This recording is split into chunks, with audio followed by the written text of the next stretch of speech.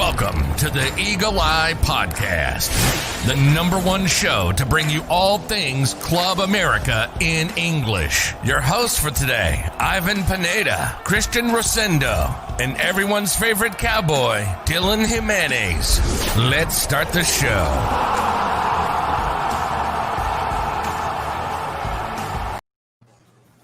Hello, ladies and gentlemen, and welcome back to the Eagle Eye Podcast. Today we got a jam-packed episode as we're going to be previewing the game upcoming for Las Aguilas del América against Mazatlan. We're also going to be talking Lady Aguilas and everything in regards to that aspect and so much more in between.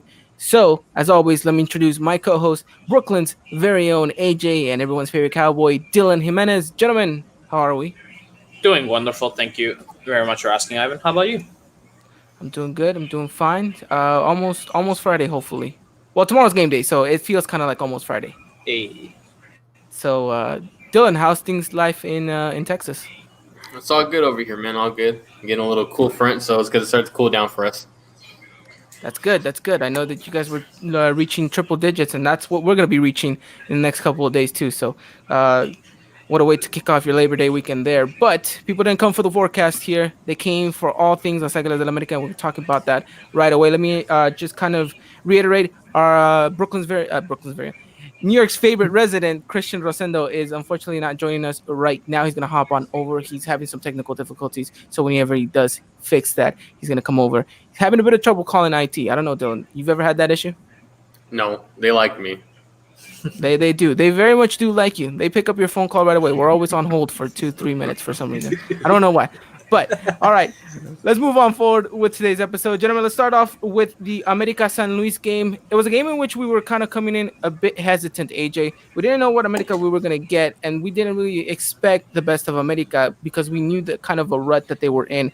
And 5 minutes in, we already saw the worst situation happen. San Luis got an early goal, and as we know, it's very, very important to get that early goal. So it was very kind of hesitant whether or not America was going to be able to pull this around. Fortunately for us, they did.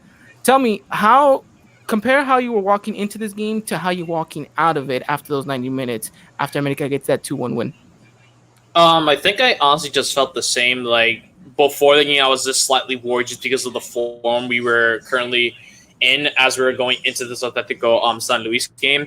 But then into the game, like the first 5 minutes, as soon as San Luis did score, I'm just kind of like, I really do not like that. I just really am not liking how things are going on currently. So it's just like, it's really tough. But then during later on into the first half, it seemed like things were doing just fine. That America were having to get themselves back into the game with the penalty goal from Manuel Aguilas and then the amazing header from Henry Martin in the second half.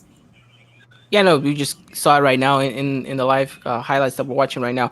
I mean, a lot just kind of happened in this game, and I think the real narrative of this matchup is the way that America kind of just fights and comes back into this game. I'm not saying they had a perfect game, by no means necessary. I think they had a lot of things that a lot of us kind of desired that they would actually work on coming up into this next game against Mazatlan.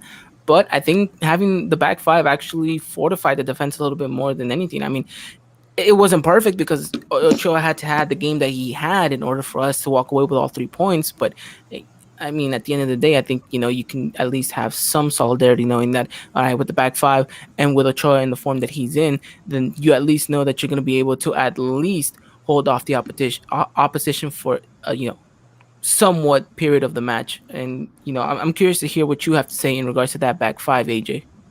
I really love the back five, actually. We were getting moments where Atletico were getting shots off on us, but luckily Ochoa was doing amazing saves throughout the entire game to keep America into this game. But then also we did see amazing performances from Jorge Sanchez, Emmanuel Aguilera, Alonso Escobosa, Ramon Juarez, and Sebastian Casas. They were all doing their very best to prevent crosses and allowing Atletico San Luis players from trying to cut into the box.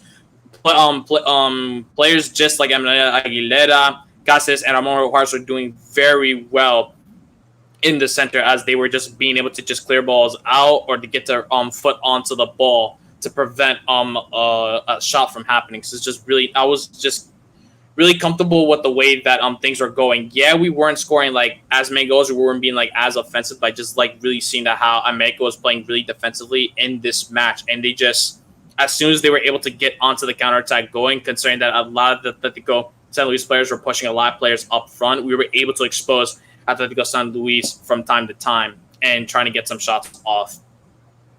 Now, I do want to kind of take a step back to what you were saying and kind of that defensive, glory that you were kind of giving some of these players. You know what? Yes, credit to the players. I think they had a much better game than the game against Monterrey. For example, Aguilera, I think Aguilera did have a step up in regards to what, we were expecting for him to play. Obviously, he gets the goal. And I think the fact that he's playing with two other center backs kind of limits how much space he has to cover, which I think ultimately helps him out a lot because, him with another center back, I think there's a lot of space that America kind of leaves for him to kind of mark zonally that I don't think he feels too comfortable. We've seen him sometimes, make critical mistakes. So I think now there's a little bit less room for error in all this situation. But like you said, I think another player that, and I know you mentioned him, but Juarez, Ramon Juarez had an exceptional match for me. Obviously the kid, still a little bit raw coming into this, starting 11, but I think from, for his second game as a starter for America or featuring in America in the major team, I think he actually stepped it up. He did a great job, and you saw him make a couple of good challenges, made some good last minute, tackles that actually, paid dividends to kind of keep the scoreline the way that it was. So, good stuff on the defense. But you know what, AJ, I'm with you. The five at the back looked interesting and gave us 3 points, but I don't know. There's the way that this the formation that Piojo used in the middle for me was a little bit hesitant. I felt like we were leaving too many spaces open, and I felt like we were giving too much responsibility on our fullbacks to kind of cover spaces in situations where they weren't going to get into that. And I don't know if you kind of agree with me, but do you think that sometimes we left a bit of holes in the middle that I just felt that America just couldn't exploit? I think I can agree with that part because, how there's different kinds of center backs where it's like they're more defensive, they're offense, or they're more offensive defensive, or they're just a bit of everything. I feel like Cáceres, Ramon Juarez, and Emmanuel Aguilera are the kinds of defenders that are more offensive. They kind of want to get themselves involved into the America attack or play to whatever's happening. They will tend to go out of their zone from time to time to maybe help a team, help one of their teammates out with the pass. But I feel like they were getting slightly a bit aggressive despite us playing a five in the back, which, in those kind of formations, you're playing defensively. It seemed like, I guess, maybe with the five in the back formation and Piojo using it during his time when he first arrived in America, I feel like maybe he had ideas and expected what he wants for his own defenders to do. But then, as we were seeing that Atletico were getting shots from time to time, even with the five at back, it was still really worrisome. I'm like, is this formation not going to work now? Or luckily at the very end, we did match the ball off the win, but just looked really scary at some points when we were seeing our central defenders really just not wanting to defend from time to time. It's either we rely on Ochoa with the saves or we just happen to get a really lucky rebound from one of the defenders, which it wasn't happening very much. For that one time, for the one or two times that happened in the match, we get a lucky rebound off of one of our defenders. Yeah, interesting kind of way that you put it. But Dylan, talk to me. Five at the back. Did you like the formation? Did you see it? Do you think this is something that America can thrive in? And I think Chicken Little puts it perfectly in the comment section, saying how well this game kind of sums it up. America could have ended up winning this game 4-1, but ultimately they could have also ended up tying this game. It was kind of one of those matches in where really it could have gone either way.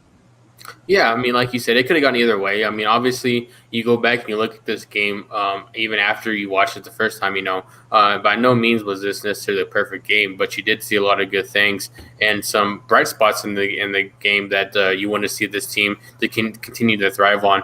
Now, I guess when you look at it, the players that we have and the way this formation worked, yeah, I could see it being used going forward because obviously this this 4-4-2 or a 4-2-3-1, however you want to look at it before this game against San Luis, and Miguel Herrera switching it up. I mean, you see it gel, and maybe it could be something that Piojo goes back and knows what he knows best, and use that 5-3-2 in the future, which I kind of think he will. No, yeah, definitely. I think this is definitely information we're going to see definitely going forward, and speculation that this team is going to repeat tomorrow against Mazatlan, which I think it should. You found a bit of consistency in kind of the play that you wanted. It paid dividends. Chicken Little mentioned, we had opportunities. We just didn't put the ball in the back of the net. I mean, we hit the post twice? I want to say. Yeah, I think so. You had some really good opportunities, some one-on-ones that you kind of should have put in the back of the net. You just didn't. Ultimately, I think this formation going forward could pay dividends, especially with the players that we have. I think we don't really have that wing play.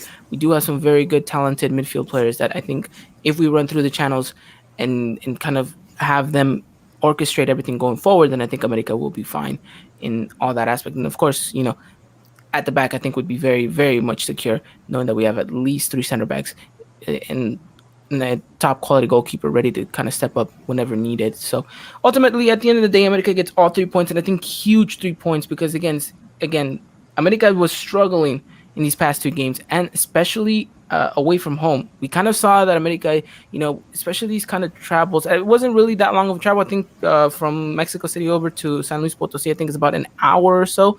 Probably a little bit longer because they were in the bus. So, I think it was smart of them to get there a day early.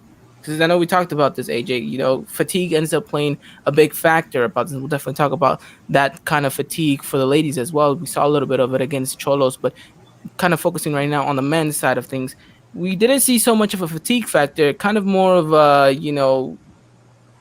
our players, willing to get this result. Because I think America definitely had the chances to go and win this game by a big margin. Unfortunately, they didn't just put the chances away. But I didn't really see fatigue play a factor in this game, AJ. No, not really. Maybe I guess just considering that in the form that we were in before coming into this Atletico San Luis game and then traveling our way, it seemed like it was one of those things where it's like, I guess everyone's morale was slightly down because knowing it's America. For us to concede 7 goals in 2 games is just that's really not us. And then I feel as of every player who's a part of this team must feel like they could definitely do a better job. And I felt as they were going to this game, opening 5 minutes, we conceded a goal. I feel that must have hit them even more to their morale, just feeling we just conceded in the opening 5 minutes against a San Luis side that's struggling. It's what are we doing? Especially with the formation we're playing, 5 in the back. It's just we're playing a formation like this, and we're still allowing a goal to be conceded really early on to the match. It's just that's not good. But just luckily, at the very end, we were just able to boost our morale back up with the goals from Aguilas and Henry Martin. Traveling could just be tough at times because there's just players who are constantly playing every game. They get themselves tired, or just maybe other players who are just on the bench that feel they can maybe make a difference. They maybe just don't feel I don't want to assume. I guess it's they don't really feel 100% going into them. Despite there being no kind of energy, just feel if it makes sense the way that I'm putting it. Yeah, I think you do. At least I understood exactly what you were trying to say out there. But at the end of the day, we knew that America needed to get all 3 points in this one. I don't think a draw would have been even acceptable. Especially with the rate that we were going. So 3 good points. Dylan, is Miguel Herrera out of the hot seat, or do you think time will tell whether or not he's out of it? I think more time will tell at this rate. But I feel with the successes that he had with this formation, him changing it up a little bit, I feel he can climb his way out of it and get that seat cool. Just kind of talking about the game a little more, I feel you saw more of the successes in the second half, in my opinion, where the game should have been buried more. You look at the first half, you only have 2 shots on target. Whenever you look at the second half, you have 5. So I feel that's a big factor right there to show the difference of 2 halves, I think, is what I would say. But no, I think you saw some positive things out of this match, and you just kind of hope this team builds off it. Yeah, no, and I think it's been kind of a narrative for America this whole season is that, America ends up, it's always a tale of two different halves for America. One's usually better than the other, or in some cases, both end up being just as bad. But for the most part, I think America only has about a good spell of 45 minutes, and I think we need to see a little bit more of that coming into this Mazatlan game, especially. What we're talking 8 games into the season now, you should have more consistency up front and in the midfield. And so we want to see a little bit more from America going forward, and definitely putting those chances away. But we'll have to wait and see whether or not they're capable of doing it against Mazatlan. But as far as this San Luis game goes, America gets all 3 points and they head back to the Azteca a little bit more comfortable. Of course, America now in fourth place after all results have gone through. And I think, only sitting about a point or two away from first place. So it's not like we're in just this drastic situation that America needs to climb this huge mountain. It's just you got to find consistency. You got to get points, all three of them, because like we mentioned, these next couple of games, they're all more than winnable. So I think America needs to continue to keep racking up these points, and hopefully 2-3 weeks down the line, we're having a whole different conversation in regards to America's season. So that does it for America San Luis. 3 good points, gentlemen. Anything else to say before we wrap it up? I guess I got one thing to say actually. Like the thing about as you mentioned, Ivan, that is Bill out of the hot seat. As Dylan also did mention, like time will tell. Because I remember seeing something earlier into it, and it's like we got a win. We're still up there. Like we're sitting nice in the table. We're obviously want to push for first, but it's just like a win is not going to satisfy the Americanistas yet. Like it's against a team that has been strong, so it's kind of like, yeah, this is a win where I felt like we were all feeling shaky going into this match. We did get a win. Does like completely make us happy? I'm like, no, we want to continue this form. We need to bounce back from those 2 losses that we had previously before entering into this match. So, as you mentioned, we have Mazatlan, that we got Puebla next, and then Toluca, and then right after we got 3 Clásicos right up ahead. So it's like those are like where the real tests come in to see. It's like where America fans can be truly happy with Piojo. Yeah, no, and then like you mentioned, it's kind of unfortunate that we're sitting here. We're talking about 3 crucial points for America against San Luis. I mean, no disrespect to them, but really 3 crucial points against San Luis. That's something that none of us would have expected to be talking about at the beginning of the season. But look at where we're at now. At the moment, it's kind of the situation that America is in. But I think you put it perfectly, AJ. America fans won't really necessarily be content until after those 3 clásicos are done. And what are those results? After that, we'll have a better understanding of whether or not Piojo is still in the hot seat or if he's cooled it off a little bit more. But we'll leave that as that. We'll talk a little bit more about that Mazatlan game later on in the show. Right now, we're going to talk all things Lady Aguilas because we're going to be recapping that game against Cholos de Tijuana that happened yesterday over at the Frontera. And then, of course, we're going to be previewing the upcoming match against Necaxa that is going to happen on Thursday. So, AJ, America Femenil ended up going all the way to TJ and walking away with all 3 points. We knew that it was not going to be an easy game, but it was definitely a winnable game, especially seeing how Cholos were coming into this one struggling. America knew that they had to come in and actually just play a good game. It didn't have to be a perfect game, but America needed to play a good game. It was shaky though. I'm not going to say America came out, the best team on the pitch. There's very, very good opportunities for Cholos to kind of take the lead in the first half. They didn't do so, and America definitely pounced on it in the second half. Talk to me a little bit more about this game, your initial reaction, your thoughts. I know you were covering this game for us over on Twitter. What was your perspective? What did you see in this game? How did the ladies play, and kind of your match analysis on how well the ladies did or what they need to improve on?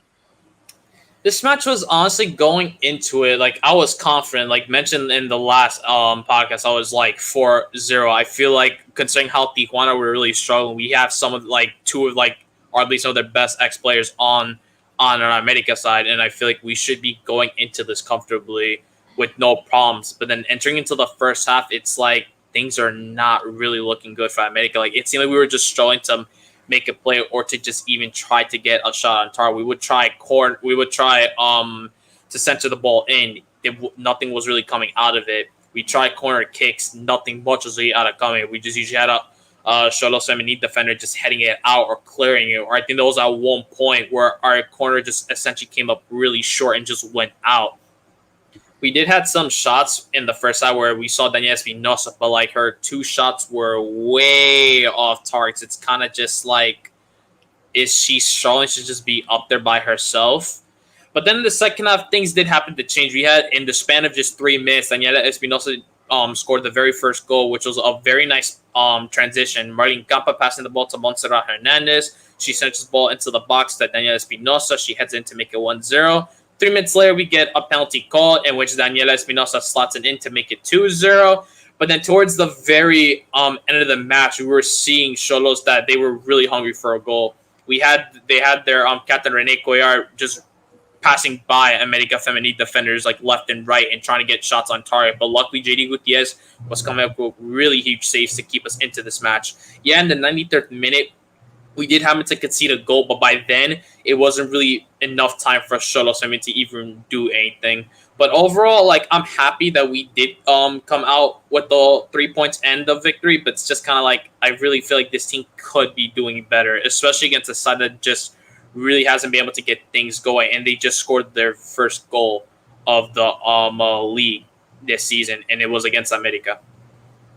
You know, I wouldn't say that I'm walking away from this match happy. I think content is the better word that I would use, because I think, like you mentioned, this is a game in which America Femenil, again, it seems to be kind of the same situation that we reiterate these past couple of games for the ladies, is that these are the perfect opportunity for you to go out there and completely thrash the opposition. I mean, you're talking about a scoreline of 4-0 in your prediction, but you end up walking away with only 1 goal difference. I mean, you're looking at teams like Chivas, you're looking at teams like Monterrey, Tigres. I mean, these teams are having a blast out on the pitch and just completely scoring for fun. And at the end of the day, the ladies are going to have a difficult time scaling up into those top 3 positions if they don't have a goal margin to back it up. And I think it's a bit reckless not to come out of, go into a game and not be like, okay, outscore the opposition when clearly you have the chances. Like we mentioned, America definitely didn't have the best first half, and fortunately for them, Tijuana didn't have very good finishing abilities in that first half. Second half rolls around, America Femenil finds himself an early goal, and then of course they get the penalty call, and then I think they got complacent. They said, okay, we have a 2-goal cushion margin. We're going to defend as well as we can. And then if we can get them on the counterattack, we're going to get them on the counterattack. And I saw that they had a couple opportunities here and there. They didn't really put the ball in the back of the net. And then you're walking away, sure. I mean, explain to me this, AJ. How much additional time was added? Because I believe I heard 2 minutes. I think it was 5, because I know we made a substitution during like the extra time parts. It's just like with the we had like 5 extra minutes like into the entering like into the 90th minute, which I feel like that might have like thrown some players off, because when I was watching the match, it just continued like the game going, but they weren't really like clarifying how much extra time it was left. So I feel like they thought like in the first half, like when 45 minutes hit, the referee just blew the whistle and just like that's the first half. And the second half felt like, we were winning 2-0. It's like, that's going to be fine. And then as soon as Scholes just happened to score the late goal in the 93rd minute, it's kind of just like, don't not tell me we're going to actually just slip this game away from our hands. But we did happen to just do well at the very end. But just like you kind of mentioned, like, it's really only content, because I feel like maybe this is me. The formation, I honestly feel like, is just not working out very well for America Femenil. Yeah, we're getting our wins, but it's just like, this isn't really the exciting America Femenil that I love seeing to play, especially with the players that we do have on this team. It's like like you mentioned, like Monterrey, like Tigres, like Chivas, we should just be scoring for fun out there, just thrashing our opponents every single game. But it just seems like, I don't know what's going on. Maybe feel like it could be players that are playing certain positions where it's just not working out for them. Marlene Campa in midfield, I don't understand why. Why are we going with the 4-3 when it's clearly not working? Hannah Gutierrez on the right wing side, it's like I'm not seeing her really cross the ball as much as you would expect for a winger or try to cut in. It seems like she would just try to do a short pass. And I'm kind of like, that's not really what I'm kind of like looking for. So it's just, I don't know. And then with this only forward and Daniela Espinosa up front, she was trying to just get shots in, which I think is the reason why you play something like a 4-4-2, where you would have 4 players in midfield, and up front you can have Campa and then Espinosa. You can usually have Daniela Espinosa to just jump in the air for headers and head them in. And if you just need shots, you could just give it to Marlene Campa, and she could just easily slot them into the back of the net. It's just like, I'm not understanding to what Cuellar's like experiment is all about, or what he's trying to do with these players, because some substitutions he's making it doesn't make like much sense to me. It's like, what are you trying to do with this, especially late game? I mean, it's an interesting factor. And Dylan, I don't know, what's your take on this? The 4-3-3, it's paying dividends. It's giving us 3 points at the end of the day. Or do you think that we should go and fall back into this 4-4-2 formation that AJ's kind of bringing up? Well, I mean, like you said, Ivan, I feel a little bit divided. I mean, it's getting the job done at the end of the day, like you said, with for 3 points. But I feel like maybe if you try to switch it up a little bit, then you're going to get those 3-4 goals a game that you want. Go out and thrash your opponent a little bit, like y'all keep mentioning. But I'm kind of just sitting here on the fence a little bit because I feel like there's arguments on both sides. I see AJ's points to where it doesn't seem like it's working very well because you're having some players out of position and you can see that they're not playing to their full potential. But then again, like you said, we're going out, we're scoring goals, and we're still getting those 3 points. But I also see AJ's point to where in a sense, if this 4-4-2 is something that could potentially work and putting players in positions for where they can play their full potential, and also the opportunity we always give them week in and week out, to go out and have fun on the pitch, go score 3 or 4 goals. And I don't see why we can't do that either. Yeah, I mean, it's a very interesting thing here because I think, like AJ mentioned, there's arguments to going to this 4-4-2 and having some of these players playing more of a natural position. But I do want to argue that I do like this 4-3-3. I'm a big fan of it. And I know, AJ, hearing that, you're kind of thinking, what? Why? And let me tell you exactly why. And I know some players are playing out of position, and I know it might be a bit uncomfortable for them right now. But I think as the season progresses and as things transcend on the pitch, I think they'll be able to evolve and adapt into those formations. Because I don't think Guayat is trying to completely reinvent the wheel with America here. I don't think he's asking a center forward to start learning how to play right back. I think he's just kind of saying, look, I need you to adapt a little bit more of a tactical side. I don't need you to be much more of a wing player. I need you to be more central, vice versa, right? So I understand where that's coming from, and that sometimes some players can adapt better than others, and maybe if you put them in their positions, they're going to thrive the way that they have. But I will make this argument, AJ, is the fact that in these 3 games, America Femenil, yes, while they haven't been the most dominant team, have created more than enough chances to walk away with a very good scoreline margin. Again, we're talking about chances that they're not putting away, or talking about a striker, because she can play a striker, right, Dani? Mm-hmm. Not finding the back of the net because she's just not on point. I will say this. Some of her shots, I just feel like she wasn't adapted to the turf right away, which I mean, we said that was going to be a huge factor. Some of these ladies definitely looked like it took them a while to get used to the turf and everything like that. But I just see this formation working for the ladies because you're making chances and and you're knocking at the door consistently. Sure, sometimes it might not be the most clear the ball. Everyone's interlocking in runs and passes. I like it a little bit better than the 4-4-2. It gives America Femenil a little bit more of a dynamic going forward, and I think it can thrive. I think this formation can thrive in the long run. Again, it's just these players have to learn to adapt. I know it's very difficult, especially for a player that we said was going to be a contender for the Golden Boot this season. To see Campa kind of being played in the midfield, it's just, I don't know. She's going to have to learn to adapt, and hopefully she gets her chance up top later down the road. But I think right now, just kind of stick to what Cuellar is doing. I will say this, though, like you mentioned, some of those substitutions he's making, I do put a little bit of question marks on that. But, just like with Piojo, I think it's one of those things that we just kind of know what our manager is eventually going to end up doing. But I don't know. I think this is going to be quite a debate we're going to keep continuing to have, AJ, throughout the season.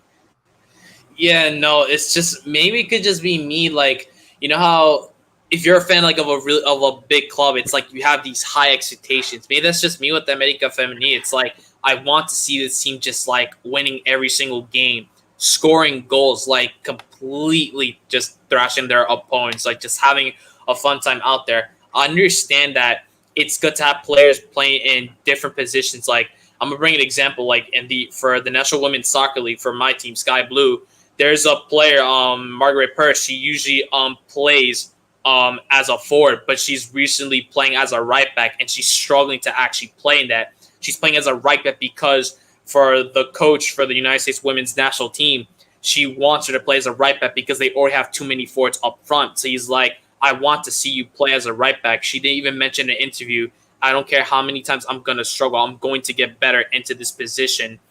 So like maybe that's what some maybe Cuellar is probably trying to do with some of these players like or Marlene Campo. Like she's a 4. We all know she could thrive really well in that position.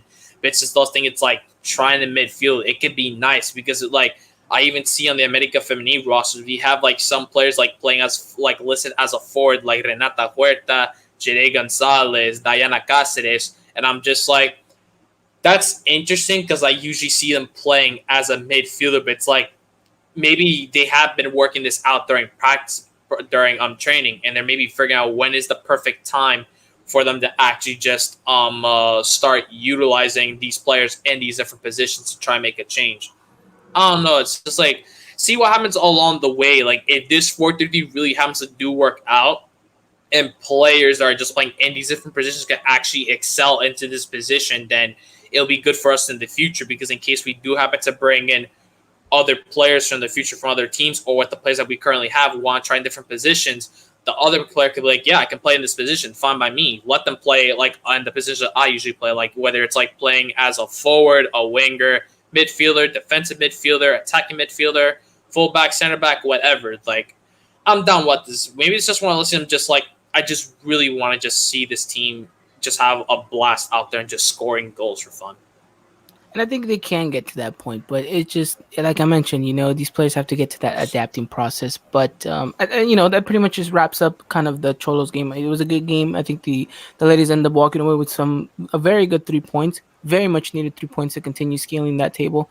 And questions now align ahead in regards to that Necaxa game.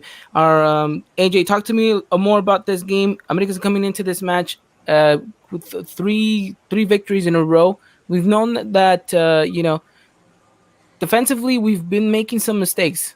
But how do you think America Femenil, puts it all together to walk away with not just all 3 points, but a clean sheet? Because I think a clean sheet is going to be very vital if America can walk away with that.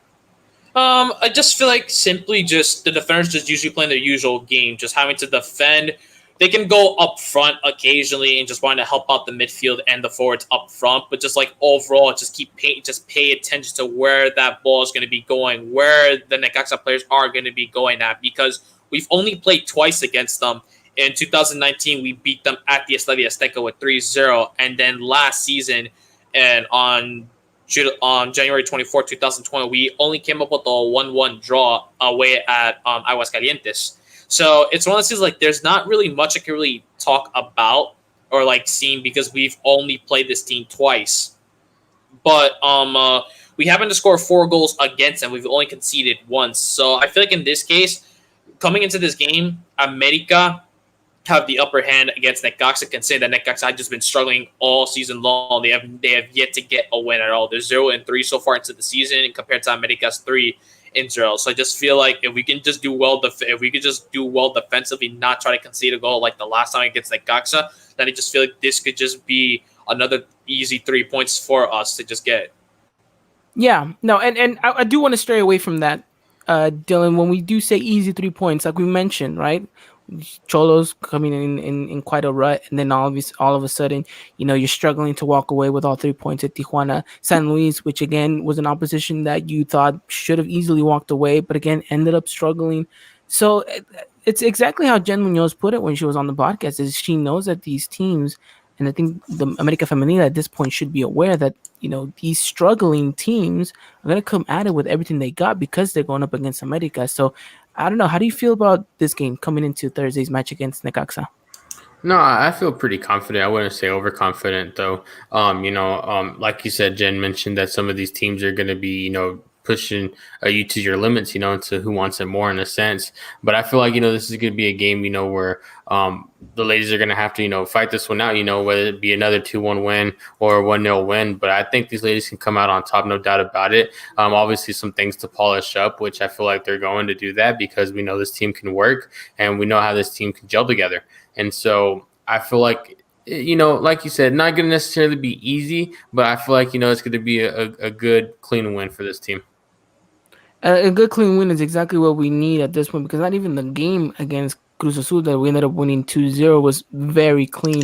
It got very kind of, a little rough towards towards the end of the second half there. But let's see what happens against Necaxa. Squad update report here because we know Jen Munoz and Gabi Lozada were not featured at all in the Cholos matchup. They didn't even travel with the team.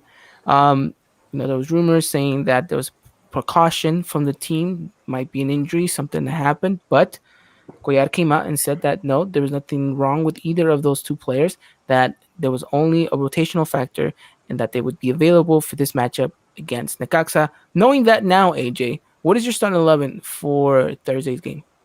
So I complain a lot about the 4-3-3, but if it ain't broke, don't fix it. I'm actually going for the 4-3-3. So who I got at goalie, I'm gonna have JD Gutierrez. I think at this finally, rate, this is the first time. This is the first time you put her in the starting 11. There's no hate against her. I love her. I love her a lot. Great goalie, but it's just one of those things. It's like I feel like Cuellar, I'm surprised he has yet to actually put another goalkeeper in for like a match with it. Like no Renata Maciarelli, no Natalia Acuna. So I think at this rate, he's like, Jay's gonna be the number one. I'm just gonna stick with it. So I got JD Gutierrez as our starting goalkeeper. Left back, we have Jimena Rios as usual. Our left center back, we have Justin Orejel. On the right center back, we're gonna have Celine Valera. Our right back, we have Monica Rodriguez. In the midfield, I'm gonna have on the left midfield side, I'm gonna have Marlene Campa. In the center defensive midfield side, center mid spot, I'm gonna have Veronica Perez. On the right midfield side, I'm gonna actually have Jennifer Munoz. Up front, I'm gonna have Montserrat Hernandez on the left wing. Up front, I'm gonna have Daniela Espinosa. And on the right wing side, I'm gonna have Janae Gonzalez. Janae.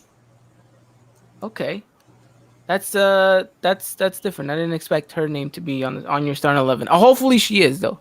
Hopefully she is. Would love to see her get more minutes throughout the season, which I think she will. Her time is going to come, and I think when that time does get there, she's going to definitely have to take it and prove that she is more than capable of starting all these matches for America Femenil. But interesting lineup, Dylan, that AJ just gave us. After hearing all of that, after hearing all of kind of our reports, what is your scoreline prediction for Thursday's match against Necaxa? I'm actually gonna go ahead and go with the solid 2-0 win. Solid 2-0 win. All right. Okay. As long as it's a good, solid, clean 2-0 win, I'll take it. AJ, what is your prediction for Thursday? I got 3-0. I'm gonna have to be honest, I want to see a hat trick from Daniela Espinosa. She did score a brace against Cholos Femenil, which I actually have like a little fun fact about that. She scored 2 goals against Cholos Femenil. This puts her at 48 goals with the entire club. She's only one behind the all-time leading goal scorer in America Femenil history, and Lucero Cuevas with 49 goals. So it means she scores a goal at any point in the game, at any time in the future, she essentially will tie Lucero Cuevas. She scores another goal, she's the all-time leading goal scorer in the history for America Femenil. So for her to just also get a hat trick into this game, if it can happen against Necaxa Femenil, I'll be really happy for her. Plus, she's got 4 goals this season so far in just 3 games. So for her, she's really chasing for that golden boots. I just want to see her just go do her usual thing out there and just score goals. Yeah, no, it's exciting to see that she could potentially break that record and put her name in the history books as the all-time leading goal scorer for America. I think that's huge. That's huge for any player, really. So hopefully it happens. Hopefully she gets all that hat trick that you just mentioned. Be phenomenal. But I'm going with a just like Dylan. I'm going with a 2-0 win.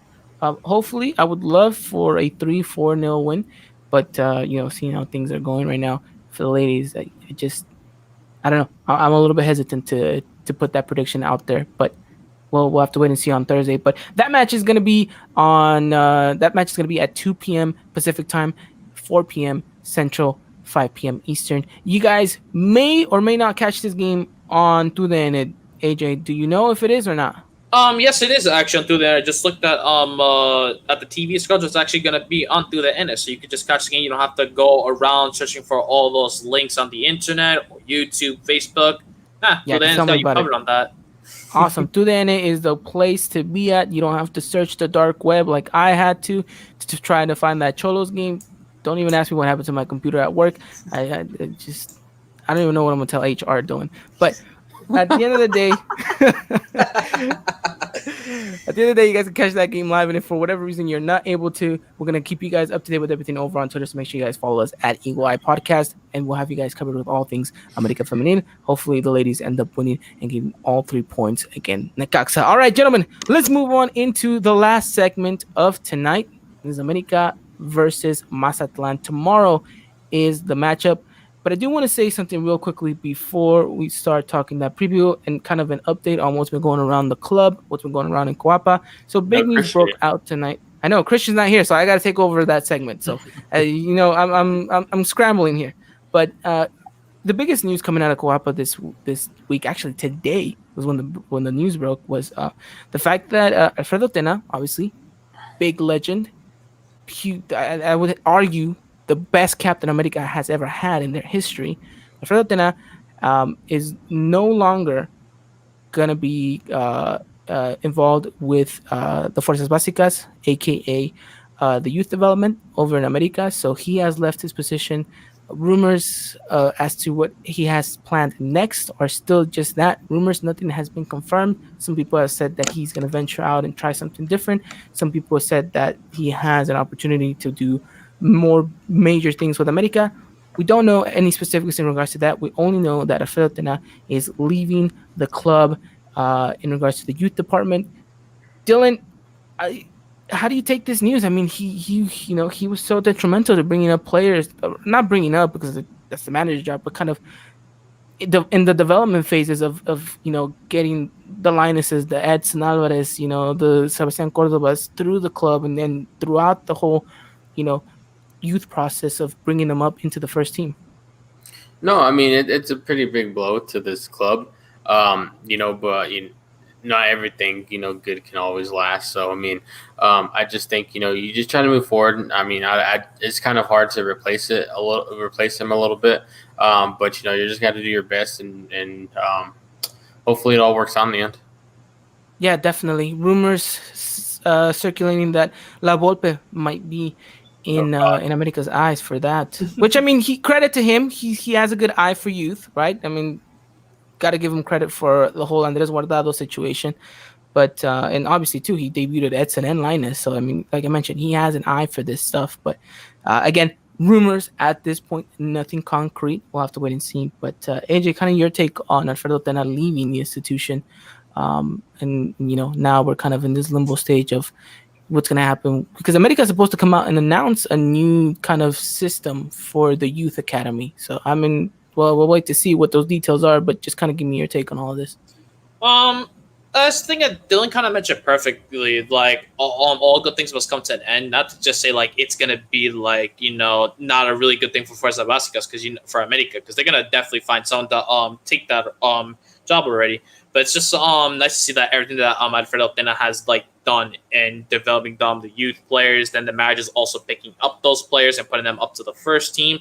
Just all in all, he was not only a really great player for America, but also like a really important figure in their entire history for what he's done after retirement. So it's just really nice to see. I'm wishing him the best of luck in everything that he's going to do in the future, whether it has something to do with America, or who knows, maybe take a break from all this and just go on and just enjoy his life. Also, to get to meet him at Coapa, which was like really nice the first time. Just honestly, for the I was just walking around one time, just wondering who is this guy, and then this as I felt down, I was like, "Oh shoot, no, who that is, man." I'm young. I'm telling you. So like when my dad told me, like, yeah, it's Capitan Furia, like he's one of the best players in America. I'm like, oh shoot, I just got to take a picture with this guy. That's pretty cool. That dude's also hella fit. So I'm like, hey, who knows? Maybe the secret thing America's gonna sign him up as a player to play as a defender. We would, yeah. I'll take him. I'll take him over Aguilas any day. I'll tell you that much right now. At whatever age, you see the way that man stays fit. It's ridiculous. But yeah. Best of luck to Tena in his new adventures. Again, will be highly regarded by the fan bases, and I think we still owe him a debt of gratitude, not just for what he did as a player, but I think for what he did in the institution following his time, with America. So, best of luck to Tena, and then again, we'll keep you guys up to date with any news or information in regards to all of that. So, we'll have to wait and see. But alrighty then. Yeah, AJ. Actually, there is like news. So I think we do have the new person coming to First Baskets. It's Raul Herrera. He's come from Villarreal, where he was the director over there at Villarreal for like 17 years. So he's actually just made his way. According to a news article, he's just now made his way in becoming the new person over there at Fuerza Básicas. So there you Look go. at that. We got a name. Alrighty then. So there you go. Thank you, AJ, for that breaking news. Perfect segue into perfect end to this uh oh man, I don't even find the word, but you guys know exactly what I'm talking about. It's the perfect end to this segment before we go on to the next one. Alrighty then. Let's like Chicken Little said, scoring in that final against Chivas. Huge things. I mean, we can sit here and talk about all the great things Senna did, but we don't have enough time for that. It'd be a great podcast though to come back and relive those epic 80s. But again, not enough time for that. All right, let's move on into our last segment of this episode. America versus Mazatlan. This game is going to kick off tomorrow at 6 p.m. Pacific time, 8 Central, 9 Eastern. You guys can catch the game again on TUDN. Gentlemen, how are we feeling walking into this one? AJ, talk to me. You know, we just came off a 2-1 victory against Atletico San Luis. You know, we knew that they weren't the most toughest opposition, yet they still gave us a good matchup. Now we're going at home, you know, for the second time in the Azteca this season, where we saw America struggle against Monterrey. How are you coming into this match? Or how do you think a lot of people are coming into this game against Mazatlan tomorrow?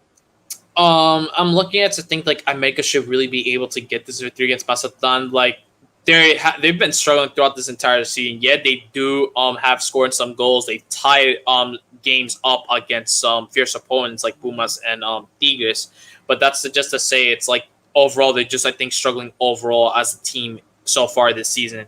I know America, we're coming off of win bits. Like we kind of America fans still kind of have some doubts about like how well we're gonna really do this season. So I feel like going to this, I feel like America fans might be coming into this game a little bit more confidently. That might just be me, but I feel like maybe for America fans as a whole, I feel like we should be able to get a good result out of this against Mazatlan. Yeah, this is a game in which you think that, you know, America should easily win this game. Now, the big word here is should, because like we mentioned throughout this whole season, especially when you're coming up against these kind of lower tier teams, they're always going to step it up. And, you know, there's kind of this picture circling around Twitter right now where, you know, Mazatlan, they put the Real Madrid starting 11 with that purple jersey that all of a sudden they're going to turn into Real Madrid. But I would not be surprised if they did, because we know how these teams like to go up against America. Now, let's not kind of put ourselves out there and say that we don't know what this Mazatlan team is bringing to the table, because we do. We faced them before. Just because they changed their name to Mazatlan from Morelia doesn't mean that they have the same core that team had. So I mean, you're looking at that and you're kind of going back and you're seeing, well, you know, do they have a valid threat? And I think they do, AJ. You know, whilst the results may not show it, I think they have potential to give us a bit of a fight tomorrow.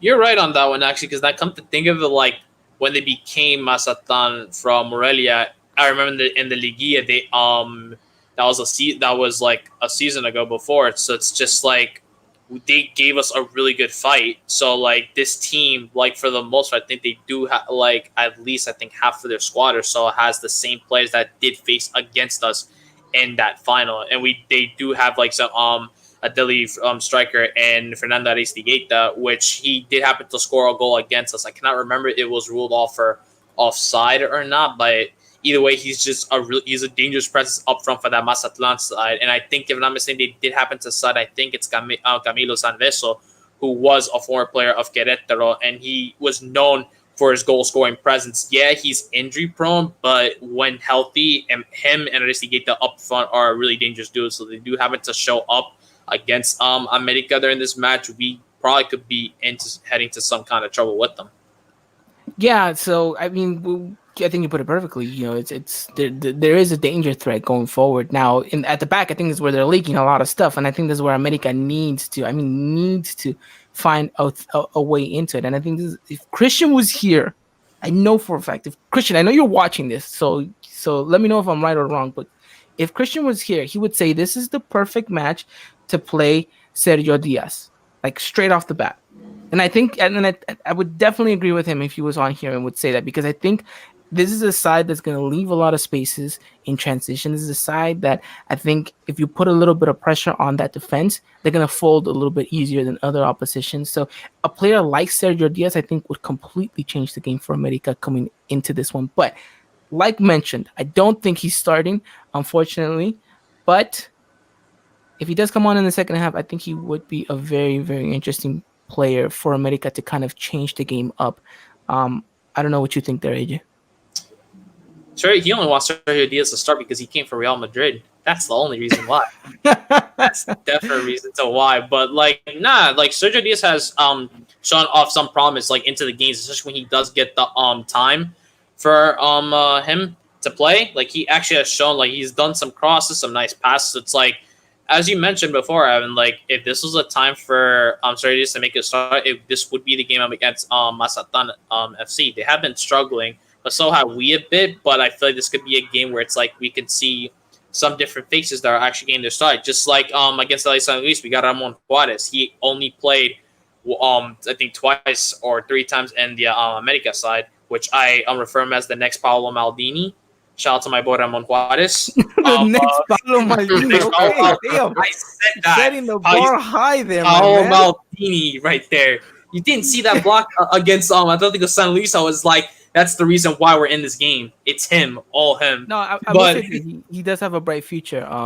And then I do like him, but Paolo Maldini, man, that's huge. I mean, if you could have said another player, like but you could have been like the next Topo Valenzuela. Do you guys remember that? Yeah. Oh god. Nah, I'm kidding. No, he's already surpassed that level, but But yeah, no, like just see, having new players debut against different teams for America. I just feel this would be like a game where we could see something like that. So like if Sergio happens to get a start, if it seems unlikely, then by all means, I'll be happy to see him and see what he can do against this team. Yeah, no, a player like Sergio coming into this, that explosiveness. I think America really needs it because I'm looking at this starting 11 that's potentially going to start tomorrow, and I don't see that. I really don't. And I'm going to read it off because it's practically much confirmed.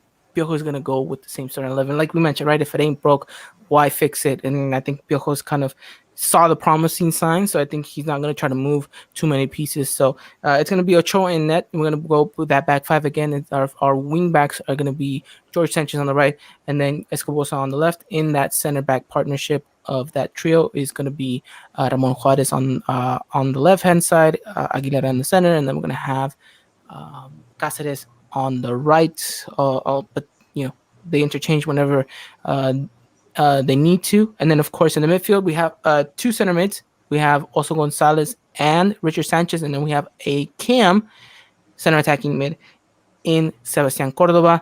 And then up top, Henry and Viñas, which, by the way, Viñas said that he feels very comfortable and he does like playing alongside Viñas. He says he gets the best out of it when he does end up having that striker. Viñas playing Viñas, yo, he's two players in one. Let's go. Viñas with Henry. Did I not say Viñas with Henry? Well, you know what I meant. Viñas with Henry seems to be exactly what Viñas wants to happen and will end up happening against Mazatlan. Now, Dylan, first of all, you think I have hot takes. We just heard AJ's with the whole Paolo Maldini.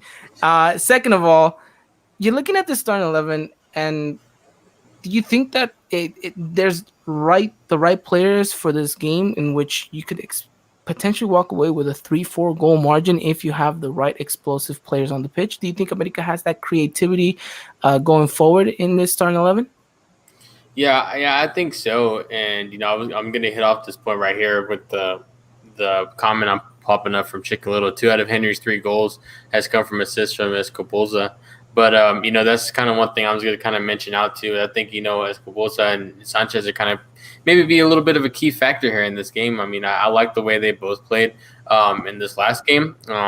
I want to see more from them too. Obviously, Escobosa getting that assist to Henry Martin with the beautiful header to find the back of the net. But I want to see more from both of these players going forward as they push up the field. Because obviously, you're not necessarily having no wingers here. You're kind of relying on both of them, to put some crosses into the box. But I feel like if you can get them going and they can get the crosses down, I don't see why Venus and Henry can't just be right there in the box, with a thread, up in the air.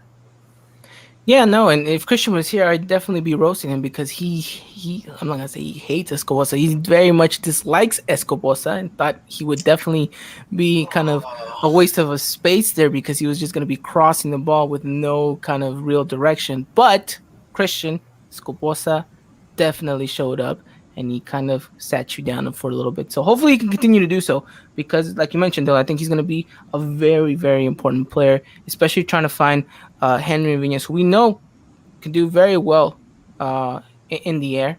And, if you can find him, I think it's a very, very deadly threat for America going forward. So, I mean, there's arguments here to be made that America can walk away with a very good scoreline margin. It's just I'm going back to the same thing that I reiterated a little bit earlier, is that sometimes in transition going forward, I feel like there's a big gap on the sides where our wingers sometimes should be but aren't because they're still in defense position. I do think that's going to change once because, Escobosa may be a little bit more accustomed to the five at the back rather than George. So I think once Sanchez kind of sees, okay, kind of understanding more of his role as a full as a wing back, then we'll see the kind of those spaces kind of not be so kind of present when America is going forward. But we'll have to wait and see. I think also is going to have an important game in this one because he does kind of give the liberty of Sanchez going forward at times, saying, okay, go.